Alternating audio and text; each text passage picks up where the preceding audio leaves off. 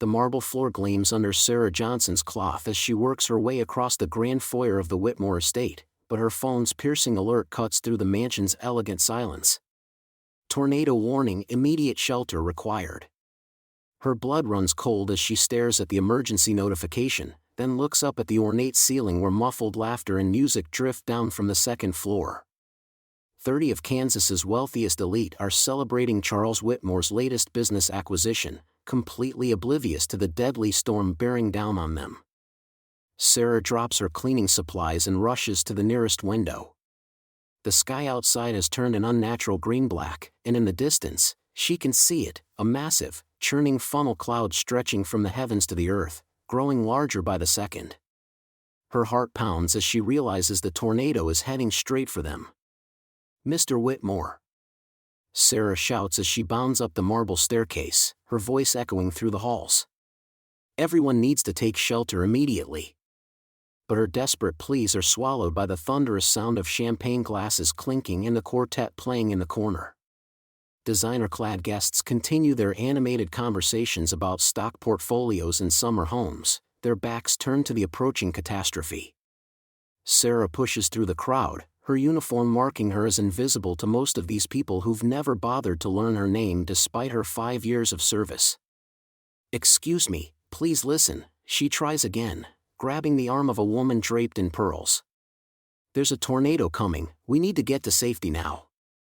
The woman jerks away with obvious irritation. "Can't you see we're in the middle of something important?" Little did this woman know that her dismissal would nearly cost her everything in the next 10 minutes. Sarah's eyes dart frantically around the room until they land on Charles Whitmore himself, the 60-something billionaire holding court near the grand piano. His silver hair is perfectly styled, his navy suit immaculate, and his expression one of complete arrogance as he regales his guests with another story of his business conquests. "Mr. Whitmore, sir," Sarah interrupts, her voice shaking but determined. "The National Weather Service just issued a tornado warning. We need to evacuate everyone to the basement immediately." Charles barely glances at her, waving a dismissive hand. "Sarah, please. It's just a little storm. These Kansas twisters are all bark and no bite. Now, let the adults handle their business." But what happened next shocked everyone in that room. The massive windows facing west suddenly explode inward as hurricane-force winds tear through the mansion's upper level. Crystal glasses shatter, sending guests screaming and diving for cover as debris whirls through the air like deadly confetti. The elegant party transforms into absolute chaos in seconds. Sarah shields her face from the flying glass and shouts over the deafening roar, "The bunker! Everyone follow me to the bunker!" Through the mayhem, she spots a familiar face, Tom Richards, the environmental scientist she'd met earlier in the kitchen. Unlike the other guests, his eyes show immediate understanding as he peers out the shattered windows at the approaching monster. "She's right!" Tom yells, his scientific training overriding social protocol. "That's an EF4, maybe EF5. We have maybe 3 minutes before it hits us directly." This decision would change everything for every person in that room. Sarah doesn't wait for permission or approval. She grabs the nearest guest, a young woman frozen in terror, and physically pulls her toward the hallway. "Move!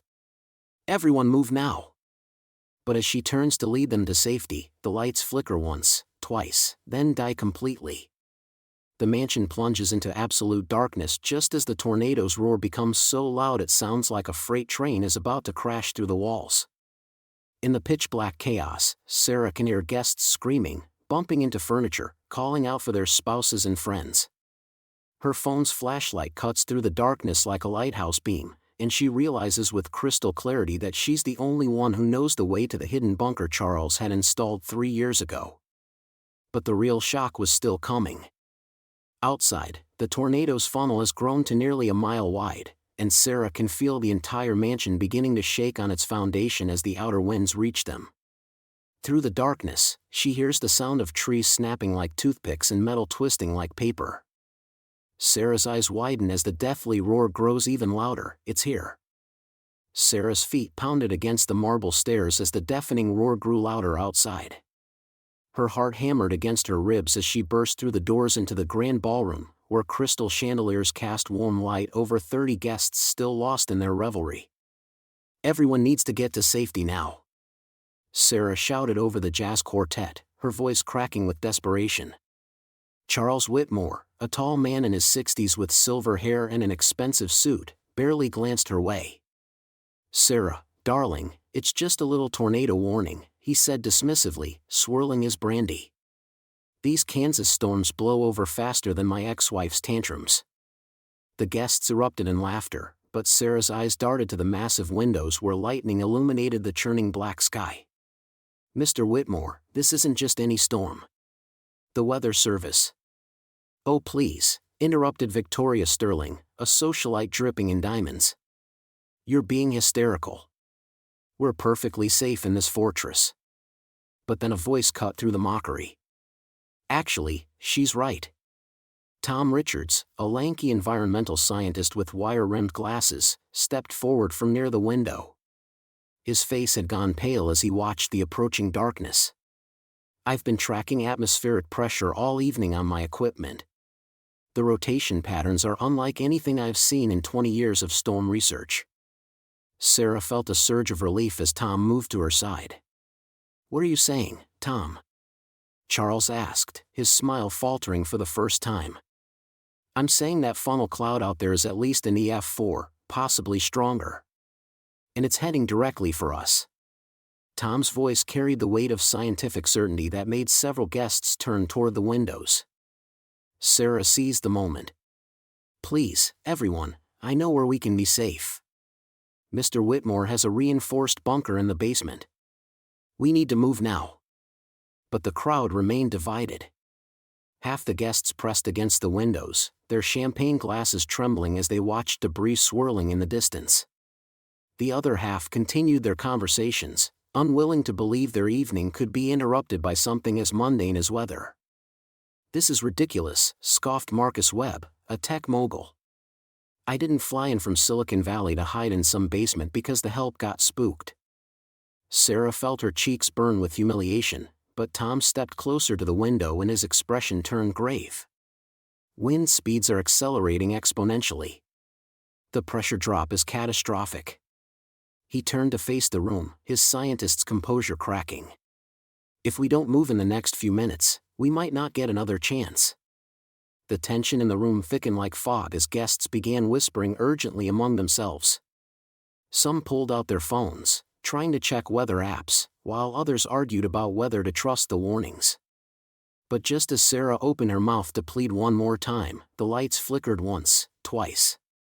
And then everything plunged into absolute darkness. Screams pierced the air as 30 guests suddenly found themselves blind in the pitch-black ballroom. The cheerful jazz music died with a discordant screech as instruments fell silent. Outside, the roar of the approaching tornado grew exponentially louder, no longer muffled by the mansion's thick walls. "Nobody panic," Sarah called out, her voice cutting through the chaos even as her own pulse raced. "Stay exactly where you are." But panic was already spreading like wildfire through the crowd. She could hear expensive shoes clicking frantically against marble, designer dresses rustling as people stumbled into each other, and the sharp crack of breaking glass as someone knocked over their drink. In the suffocating darkness, with the tornado's howl growing closer by the second, Sarah realized their window of opportunity was rapidly closing. The mansion plunged into complete darkness as the power grid failed, leaving 30 terrified guests stumbling in the void. Sarah's heart hammered against her ribs as screams erupted from every corner of the grand ballroom. The tornado's roar had grown from a distant rumble to a bone-chilling howl that seemed to shake the very foundation of the estate. "Everyone stay calm," Sarah shouted over the chaos, pulling out her phone and activating its flashlight. The weak beam cut through the darkness like a lighthouse in a storm. "Tom, can you help me get them organized?" Tom Richards fumbled for his own phone, his environmental scientist training kicking in as he assessed the rapidly deteriorating situation. "The wind speed has to be over 150 by now," he called out, his voice barely audible above the growing cacophony outside. "Sarah's right, we need to move now." But panic had already taken hold. Mrs. Henderson, the oil executive's wife, was hyperventilating near the grand piano while her husband demanded answers from Charles Whitmore. "You said this was a safe location. Where's your backup generator?" "I don't understand," Charles stammered, his usual commanding presence completely shattered. "The contractors assured me the electrical system was stormproof." Sarah bit back her frustration. They were wasting precious seconds on blame when every moment counted. She swept her phone light across the crowd, trying to account for everyone when a familiar face caught her attention: Anita Cho, the visiting chef who'd been catering the evening's event. Anita stood frozen by the kitchen doorway, clutching her phone with white knuckles. Sarah could see tears streaming down the woman's face as she stared at her screen. "Anita, we have to go," Sarah called out, pushing through the confused guests. "My daughter," Anita whispered, her voice breaking. "She's at home with my mother in Topeka. The storm, what if it hits there too? What if I never see her again?" Sarah's chest tightened. She understood that fear, the terror of losing everything that mattered. But right now, the only way Anita would ever see her daughter again was if they all survived the next 10 minutes. "Listen to me," Sarah said firmly, gripping Anita's shoulders. "Your little girl needs her mama to be smart and strong right now. Help me get these people to safety, and then we'll worry about everything else." Around them, the mansion groaned under the tornado's assault. Picture frames crashed to the floor, and the elaborate silk drapes billowed wildly as windows began to rattle in their frames. The sound outside was no longer just wind, it was the screaming death song of trees being ripped from the earth. "This is ridiculous," shouted Marcus Webb, the tech mogul, waving his phone frantically. "My security team should be here by now. Where are they?" "Your security team is probably taking shelter like any sensible person would," Tom shot back, his patience finally snapping. "The roads are impassable." But Marcus wasn't listening. He was too busy arguing with Charles about liability and insurance coverage, as if legal contracts could negotiate with a force of nature. Other guests joined in the bickering, some demanding wine to calm their nerves, others insisting they should wait for professional help. Sarah watched in horrified disbelief as 30 adults dissolved into chaos while death circled their home. "Are you all insane?" she screamed, her voice cracking with desperation. "Look around you." As if responding to her words, the mansion shuddered violently. Above them, the massive crystal chandelier that had been the centerpiece of countless elegant gatherings began to sway ominously. The delicate Austrian crystals chimed against each other like funeral bells, creating an eerily beautiful melody against the backdrop of approaching destruction. "Oh no," Tom breathed, following Sarah's horrified gaze upward. "Everyone needs to move away from the center of the room, now." But his warning came a heartbeat too late. With a thunderous crack that split the air like a gunshot, the chandelier's mounting gave way. 2,000 pounds of crystal and metal plummeted toward the marble floor below, directly towards 7-year-old Emma Patterson, who had become separated from her parents in the darkness and was crying alone beneath the deadly cascade. Time slowed to a crawl as Sarah watched the glittering death sentence falling toward an innocent child, and in that crystalline moment of absolute terror, every petty argument, every selfish concern, every trace of denial evaporated from the room. The chandelier crashes to the marble floor with an earth-shattering explosion of crystal and metal, sending shards flying across the grand foyer like deadly confetti. 7-year-old Emma Martinez screams as her mother pulls her away from the wreckage, a cut on the child's cheek drawing blood. "Oh my God, oh my God," shouts Margaret Whitmore, Charles's wife, her designer dress torn at the shoulder. "This is insane." That's when something shifts in the room. The laughter dies. The dismissive chatter stops. For the first time tonight, these wealthy party guests see the real danger bearing down on them. Sarah doesn't waste a second. "Follow me." "Now," she commands, her voice cutting through the chaos with newfound authority. Tom Richards moves to her side, his environmental scientist training kicking in as he helps herd the panicked crowd. "Where are we going?" demands Victoria Sterling, the pharmaceutical heiress, clutching her purse like a lifeline. "The bunker," Sarah calls back, already moving toward a seemingly ordinary bookshelf near the back of the mansion. Mr. Whitmore had it built 3 years ago, military grade, underground. Charles Whitmore, his face pale with shock, stammers behind her. Sarah, how do you, I never told the staff about. I clean every inch of this house, sir, she replies grimly, running her hands along the bookshelf's edge. Including the hidden entrance you thought nobody knew about. The wind outside reaches a crescendo that sounds like a freight train mixed with the screams of 1,000 souls. Windows begin rattling so violently that several crack, spider-webbing across their expensive panes. Behind the mahogany shelf, Sarah finds the concealed panel and presses a sequence of buttons. Nothing happens. Her heart drops. Come on, she whispers desperately, pressing again. It's not working. Tom shouts over the storm, which now sounds like it's directly above them. Through the remaining windows, they can see debris flying, entire tree branches, pieces of other buildings, a car tumbling through the air like a child's toy. The power's out, realizes James Morrison, the tech mogul. Electronic locks need. There's a manual override. Sarah interrupts, remembering something from months ago when she'd seen maintenance workers testing the system. She drops to her knees, feeling along the baseboard until her fingers find a small metal lever hidden beneath a decorative molding. But here's what nobody expected. Anita Cho, the quiet chef who'd been wrestling with her own demons all evening, suddenly steps forward.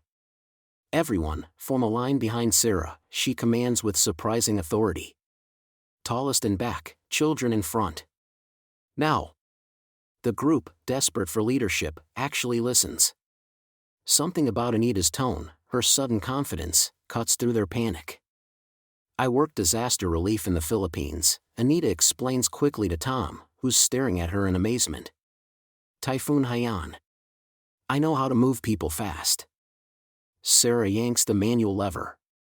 They hear mechanical grinding, then, blessed relief, the bookshelf begins to swing inward, revealing a steel staircase descending into reinforced concrete depths. Go, go, go! Sarah yells, ushering the first guests down. Emma Martinez and her mother disappear into the safety of the bunker, followed by the elderly Richardson couple, then Victoria Sterling, still clutching her designer purse. The storm's roar becomes deafening.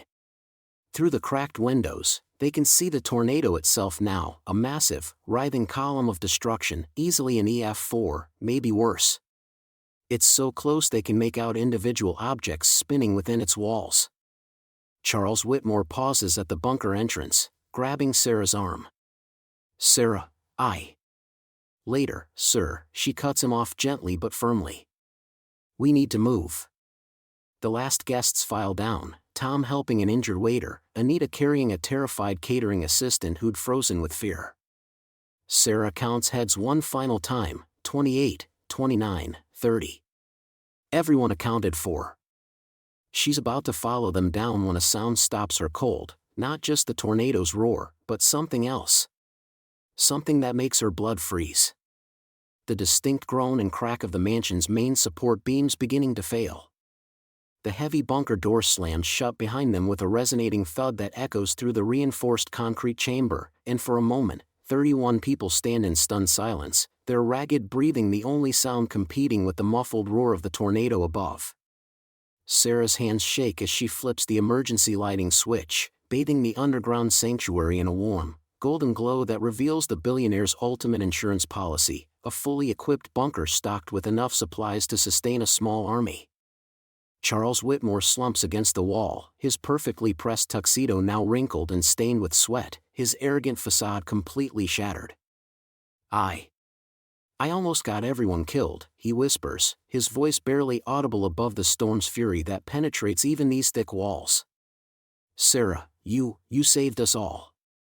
The admission hangs in the air like a confession, raw and honest in a way that seems foreign coming from his lips. Sarah wipes dirt from her uniform and looks around at the faces surrounding her, faces that just hours ago barely acknowledged her existence as she served them champagne and canapes. Now they're looking at her with something she's never seen before, genuine respect, gratitude, and recognition. "We saved each other," she says softly, her voice carrying the wisdom of someone who understands that heroism isn't about individual glory but collective survival. Tom Richards approaches her, his environmental scientist training evident as he examines the bunker's air filtration system. "You know, I've studied disasters for 15 years, and I've never seen anyone read a situation and take action like you did tonight. That wasn't luck, that was pure instinct and courage." His words carry weight, coming from someone who's dedicated his career to understanding catastrophic events. Above them, the tornado continues its devastating dance, and through the bunker's monitoring system, they can see the estate being torn apart piece by piece. The marble floors Sarah spent countless hours polishing are now buried under debris, the crystal chandeliers she carefully cleaned reduced to glittering fragments scattered across what remains of the ballroom. But somehow, watching the destruction doesn't bring sadness, it brings perspective. Anita Cho, the chef who had been wrestling with her own demons all evening, finally speaks up, her voice strong and clear. "You know what I realized tonight? I've been so focused on running from my past that I forgot how capable I really am. When that chandelier fell, when everyone was panicking, I found myself helping to organize the children, keeping them calm. I'd forgotten I could do that." She looks directly at Sarah with admiration. "You reminded me who I am underneath all my fears." Hours pass as the storm gradually weakens, and in the confined space of the bunker, something remarkable happens. The artificial barriers that normally separate employer from employee, wealthy from working class, simply dissolve. Charles shares stories about growing up poor in Detroit, while Sarah talks about her dreams of starting a nonprofit organization. Tom discusses his research on climate change, and Anita opens up about her plans to reunite with her daughter. When the all-clear finally comes through the emergency radio, and they cautiously emerge from the bunker, the sight that greets them is both heartbreaking and oddly beautiful. The mansion that had stood as a monument to wealth and excess is now a twisted wreckage of metal and stone, but somehow, in its destruction, it has become something more meaningful, evidence of what really matters when everything else is stripped away. As dawn breaks over the Kansas horizon, painting the sky in shades of pink and gold that seem impossible after such darkness, Charles pulls Sarah aside. "I want to fund your nonprofit," he says without preamble. "And I want to do it properly, not as charity, but as an investment in someone who proved tonight that true leadership has nothing to do with wealth or status." The offer isn't patronizing, it's respectful, one human being recognizing the worth of another. Sarah smiles, exhaustion and relief creating a glow on her face that no amount of money could buy. "Mr. Whitmore, I'll accept on one condition: we build it together, as equals. Because tonight taught me that the most important thing isn't who's in charge, it's who steps up when it matters most." The tornado warning came too late to prevent the disaster, but it came just in time to reveal something far more valuable than any mansion: the extraordinary courage that lives within ordinary people, waiting for the moment when it's needed most. Sometimes it takes losing everything to discover what you never knew you had. What's your story of an unsung hero who stepped up when it mattered? Share it in the comments below, because every act of courage, no matter how small, deserves to be celebrated and remembered.